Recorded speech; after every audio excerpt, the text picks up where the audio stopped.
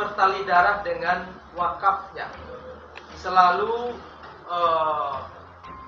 terkait perubahan nazir, perubahan apapun yang berkaitan dengan wakaf, dengan wakif.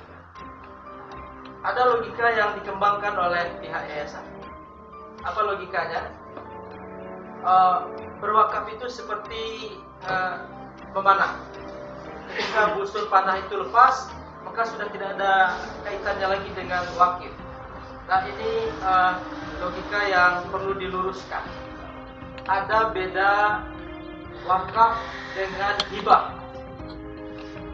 Kalau hibah saya berikan ini kepada Pak Afrizal, nah udah terserah Pak Afrizal lagi. Kalau wakaf, ya, wakaf itu bertali darah dengan wakaf.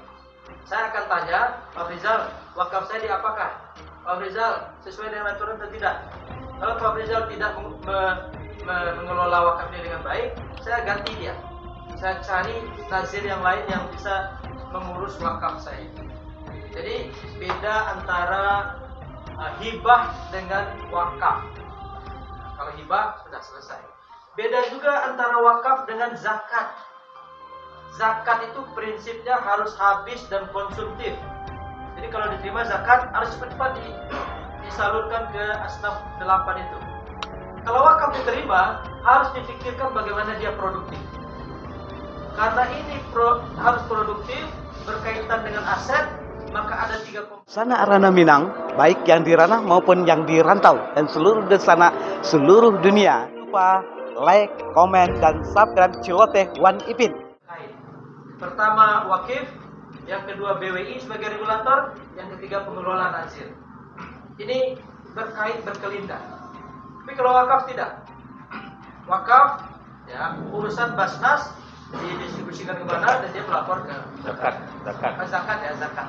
Nah, jadi ini prinsip-prinsip ini harus kita ketahui, ya, bahwa logika-logika yang dikembangkan masa sudah diwakafkan diambil lagi. Tidak ada istilah diwakafkan diambil lagi. Wakaf itu harus dikelola, bukan diambil, dikelola. Pengelolanya 3 unsur: wakif, BWI, dan nazir. Nah, dari 3 ini siapa yang paling punya kepentingan? Yang paling punya kepentingan adalah wakif, karena dia ingin menjadikan wakaf itu sebagai amal jariah yang terus mengalir.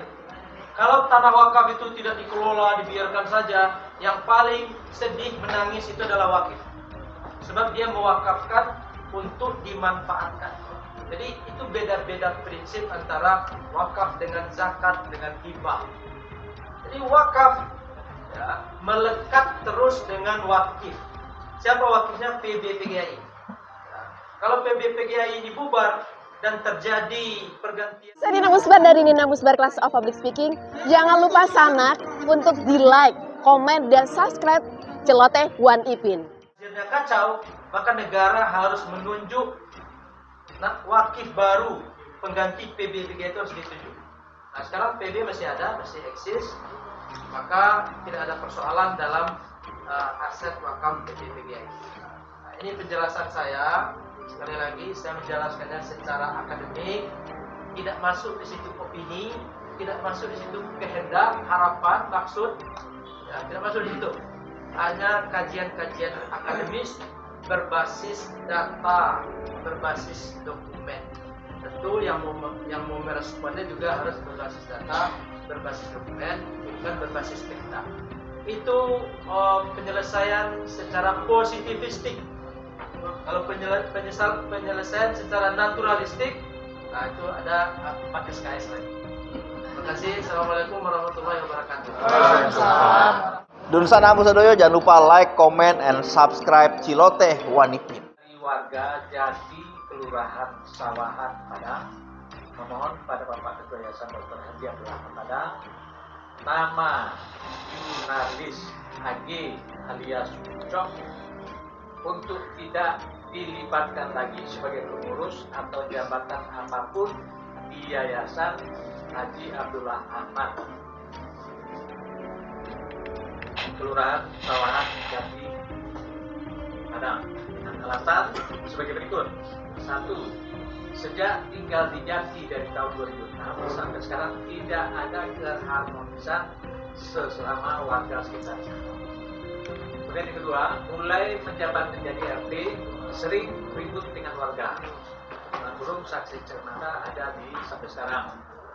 Kemudian yang ketiga, yang bersangkutan pernah melontarkan kata-kata saya adalah presiden di Yayasan Dr. Haji Abdul Ahmad Brigadi Padang.